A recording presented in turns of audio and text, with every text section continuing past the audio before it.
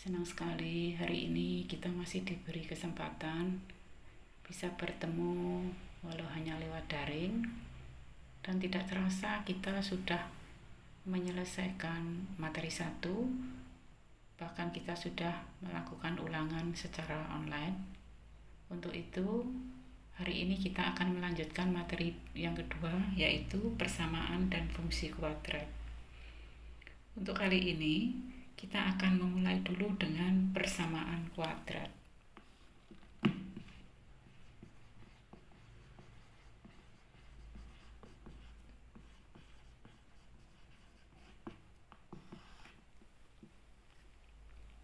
Secara umum, persamaan kuadrat satu variabel adalah suatu persamaan yang pangkat tertingginya 2 dan biasanya dituliskan sebagai berikut.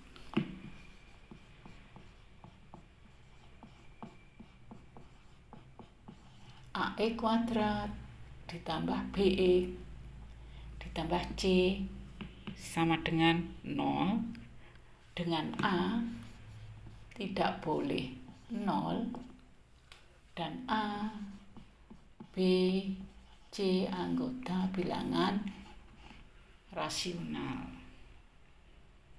Bilangan A, B, C pada persamaan kuadrat ini disebut koefisien.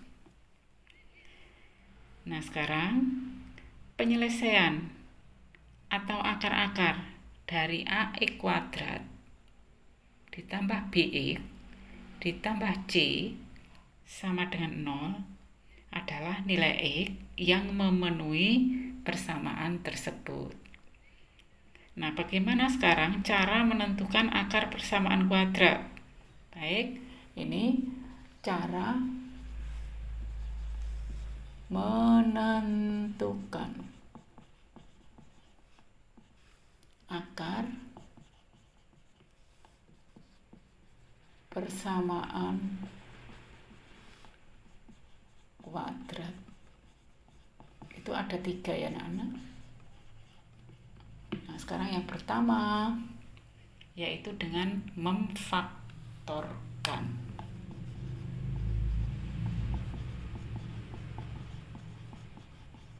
Kemudian yang kedua, melengkapi kuadrat sempurna.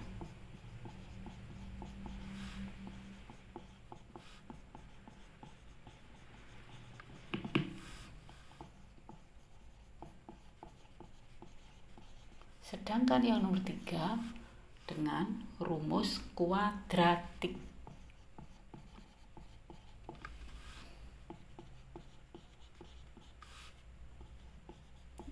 Nah, rumus kuadratik ini selama ini disebut dengan rumus ABC.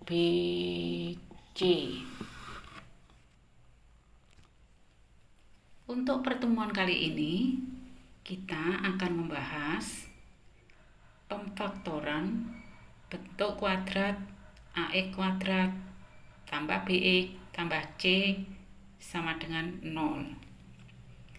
Bentuk kuadrat AE kuadrat, jadi bentuk AE kuadrat ditambah BE ditambah C sama dengan 0, itu ada beberapa bentuk. Nomor 1, jika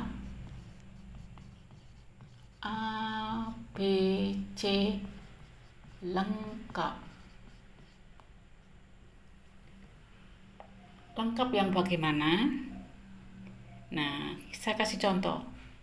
Misalkan contoh yang lengkap itu X kuadrat dikurangi 7X kurangi 8 sama dengan 0. Ini lengkap. Kita lihat ini A-nya, kalau tidak ada angka itu adalah 1 ya. Kalau tidak ada angka ini artinya 1. Berarti A-nya 1, B-nya min 7, C-nya min 8, lengkap. Jadi A-nya ini 1, B-nya ini min 7, C-nya min 8. Bagaimana caranya menentukan akar persamaan soal berikut dengan memfaktorkan? Kita mulai, kita pertama buat dulu ini X. Kalau ini A kuadrat berarti ini A, ini A. Kalau ini Y kuadrat berarti ini Y, ini Y. Kemudian kita kalikan angka yang ujung ke ujung, ujung sama ujung ini. 1 ya, 1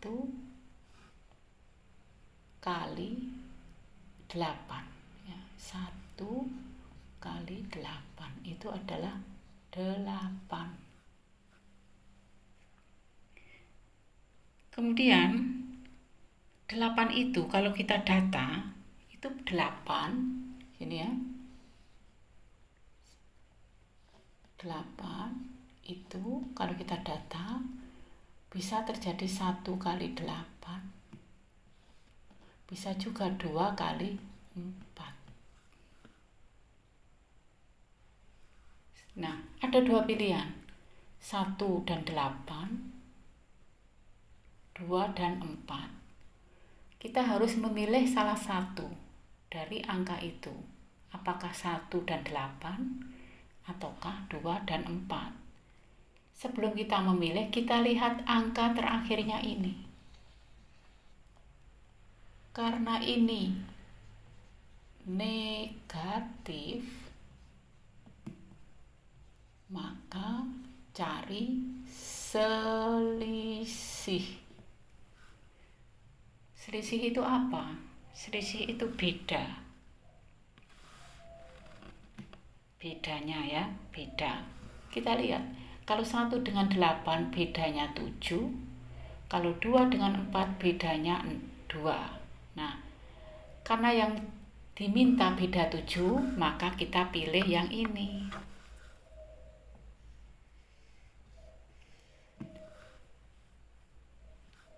Ini negatif 7, supaya bisa negatif 7 berarti ini satunya yang positif, 8-nya yang negatif. Kemudian ini positif 1, kita masukkan ke sini. Negatif 8, kita masukkan ke sini.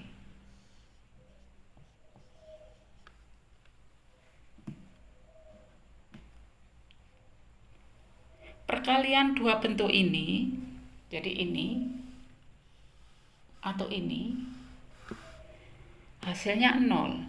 Maka salah satu di antara ini harus 0. X tambah 1 sama dengan 0. Atau X kurang 8 sama dengan 0.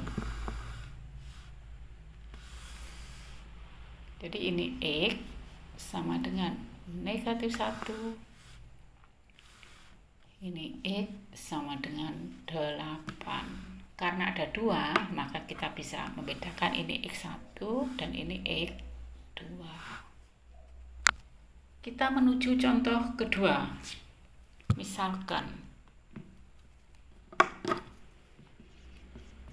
X kuadrat dikurangi 6X tambah 8 sama dengan 0. Ini lengkap ya. Jadi kalau di depan tidak ada angka artinya 1. 1A-nya, B-nya min 6, C-nya 8. Kita kalikan. Iya. 1 kali 8 sama dengan 8. 8 ini kalau kita uraikan, ini 8 itu 1 kali 8, 2 kali 4. Ada dua pilihan. Yang pertama 1 kali 8, pilihan kedua 2 kali 4. Sebelum memilih, kita lihat dulu angka terakhirnya yaitu positif. Karena positif, maka bukan selisih. Tadi kalau yang contoh soal nomor 1, kalau negatif selisih, tapi karena di sini positif maka kita jumlah.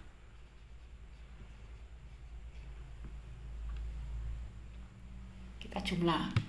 Kalau 1 dengan 8 jumlahnya 9, 2 dengan 4 jumlahnya 6. Nah, sudah jelas bahwa karena ini adalah 6, maka yang kita pilih adalah 2 dan 4. Tetapi 6-nya negatif, maka ini adalah negatif 2 dan negatif 4. Karena negatif 2 kalau dijumlah dengan negatif 4 hasilnya negatif 6. Baru X seperti tadi, yang negatif 2 ke sini, yang negatif 4 ke sini. Nah, sehingga perkalian dua suku ini salah satu harus hasilnya 0, maka bisa jadi X kurang 2 itu 0, atau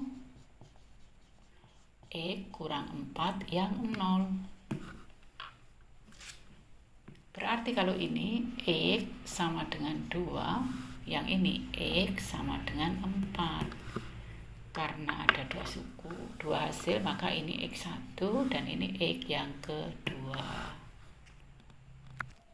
Bagaimana anak-anak? Apakah sudah paham? Kita latihan lagi ke contoh soal nomor 3 ya. Biar lebih paham lagi, saya tuliskan sekarang soal contoh nomor 3. X kuadrat ditambah 2X kurangi 15 hasilnya 0. Seperti saya jelaskan tadi, jika tidak ada angka itu artinya 1. Kita kalikan ini 1 kali 15 itu adalah 15. Setelah kita data, ini 15 itu 1 kali 15 3 kali 5. Ada dua pilihan, 1 dan 15, pilihan kedua 3 dan 5. Sebelum memilih kita lihat lagi ini. Karena ini negatif, maka harus yang kita cari selisih. Selisih itu bedanya. 1 dengan 15 itu bedanya 14. Kalau 3 dengan 5 bedanya 2. Yang diminta adalah bedanya ini 2. Berarti yang kita pilih ini. Supaya menjadi 2, maka yang ini negatif, yang ini positif. Kita cek dulu.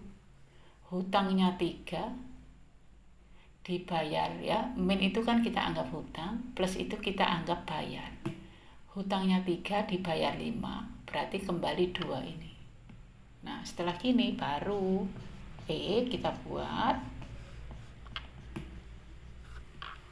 Oke, yang negatif 3 ke sini. Yang positif 5 ke sini. Nah, sekarang dua suku ini harus 0, maka bisa jadi X kurangi 3 yang 0 atau X tambah 5 yang 0. Sehingga ini X sama dengan 3, X atau X sama dengan min 5. Karena ada 2, maka ini X1 dan ini X2. Gampang kan anak-anak? Mudah sekali bukan? Coba kita lihat lagi. Kira-kira susahnya di mana ya? Nggak ada kan? Ya baik. Baik anak-anak, mudah sekali. Sekarang saya masih punya satu soal agar anak-anak nanti lebih paham. Soal itu soal nomor 4. X kuadrat tambah 9X tambah 25 sama dengan 0. Ini artinya tadi 1, kita kalikan ujung sini sama sini, 1 kali 20 adalah 20. Kita cari dulu, 20 itu bisa 1 kali 20, bisa 2 kali 10, ya, bisa 4 kali 5. Ada 3 pilihan sekarang. Nah, sebelum kita memilih, kita lihat dulu ini. Positif. Karena positif, maka kita cari jumlah. Kita hitung dulu ini. 1 dengan 21 jumlah 21. 2 dengan 10 jumlahnya 12. 4 dengan 5 jumlahnya 9. Ada 3 pilihan. 3 pilihan. Apakah milih yang jumlah 21, milih jumlah 12, atau milih jumlah 9. Kita memilihnya harus sesuai dengan angka yang di tengah 9. Oh, berarti kita milih jumlah 9 ini.